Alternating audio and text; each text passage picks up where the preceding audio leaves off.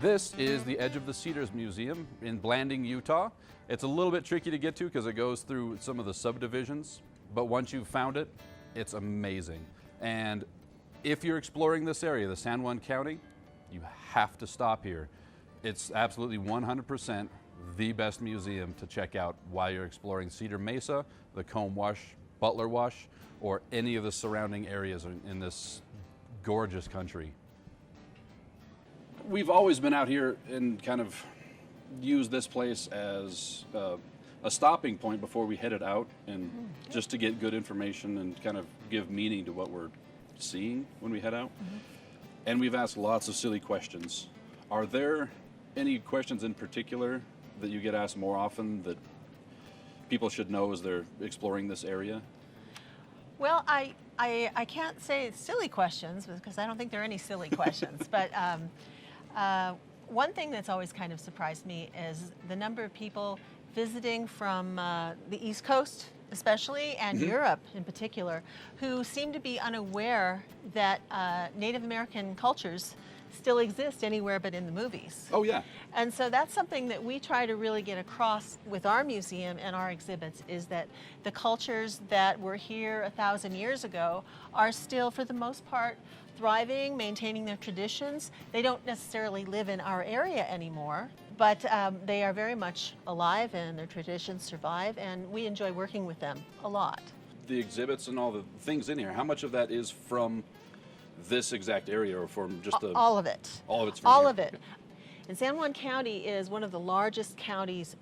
It is the largest county geographically in the United States. Right. And yet right now, there's only 14,000 people here. Half of those people live on the Navajo or Ute reservations. I didn't know it was that low. Yes, and then, but it's been estimated anywhere between 100 to 150, maybe more thousand people lived here 1,000 years ago.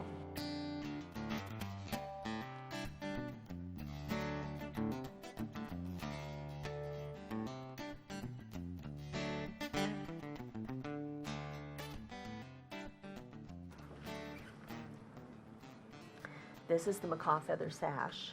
There are over 1,000 feathers from the macaw, the scarlet macaw, in this sash. And they have been wrapped onto yucca cordage. Again, you know, yucca was used a lot. Right. These are all original colors.